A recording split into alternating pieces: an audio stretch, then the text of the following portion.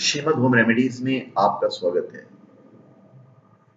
हम आपको बताएंगे कि सिर्फ इंसानों में ही नहीं, भगवान में भी नारीवादी थे, स्त्रियों को सपोर्ट करने वाले, जिसके पुख्ता सबूत हैं भगवान श्री कृष्ण साक्षात।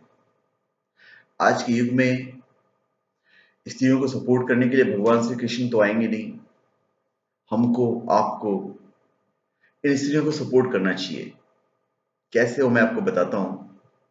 पहले हम भगवान श्री कृष्ण पे आते हैं। भगवान कृष्ण स्त्री अधिकारियों के अनन्य योद्धा हैं। वे जीवन भर एक पूर्ण नारीवादी की भूमिका में थे।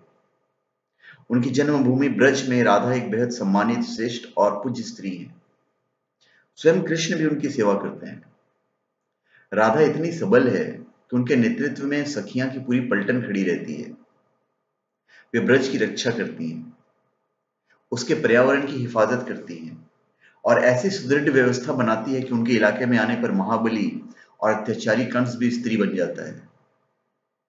वही कंस जिसे मारने के लिए भगवान को अवतार और लीला की जरूरत पड़ी।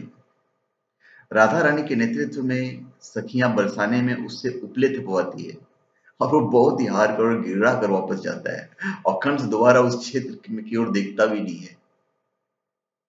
अगर कृष्ण की असीम सामर्थ्य के पीछे राधा रानी की प्रेम की शक्ति है, तो राधा के पीछे भी कृष्ण खड़े हैं। दूसरी तरफ द्रौपदी है, जो कि उच्च कुलीन और साम्राज्ञी है और 5 महाबलियों की पत्नी है, लेकिन बार बार स्त्री होने के कारण अपमानित होती है। कृष्ण हर जगह उनकी रक्षा के लिए पहुंच जाते हैं। राज दरबार हो, वन हो या रण क्षेत्र हो, हर जगह कृष्ण द्रौपदी को दिया हुआ वचन पूरा करते हैं और उनकी सखा के रूप में उपस्थित रहते हैं। कृष्ण ये कहीं नहीं मानते कि स्त्री की रक्षा का जिम्मा उसके पति का ही है। न ही वे ये मानते हैं कि स्त्री की रक्षा का दायित्व राज्य या समाज की व्यवस्था तक सीमित है।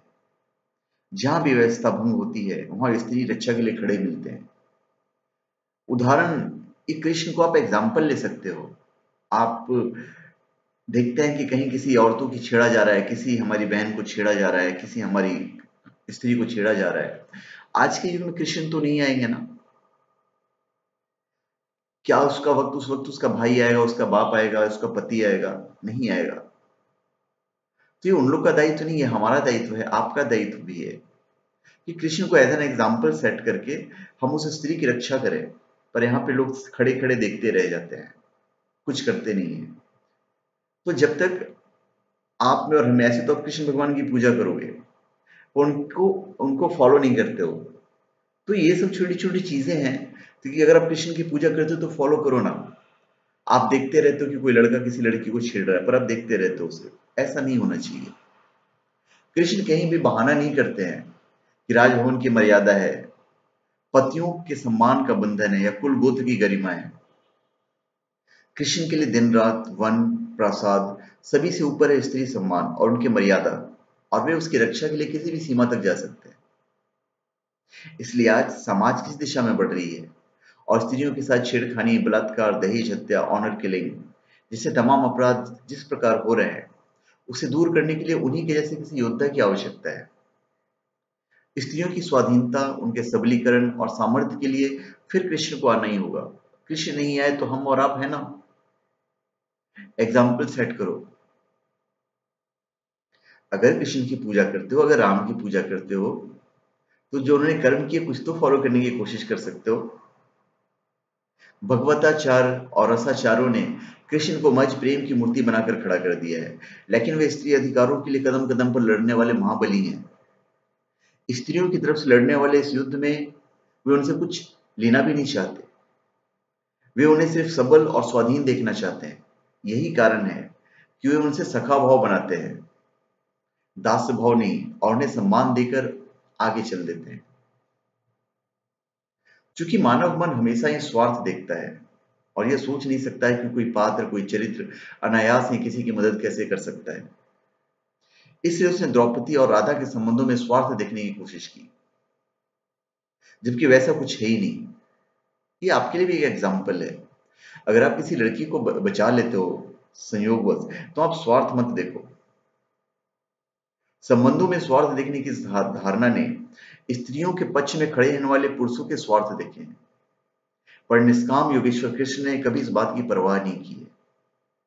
इसलिए उन्होंने भौमसूर के बंदीगृह से मुक्त कराई गई 16,000 स्त्रियों का पति बनना स्वीकार किया, क्योंकि उनके कायर पतियों ने या कायर पति ने उन्हें स्वीकार करने के लिए तैयार नहीं थे।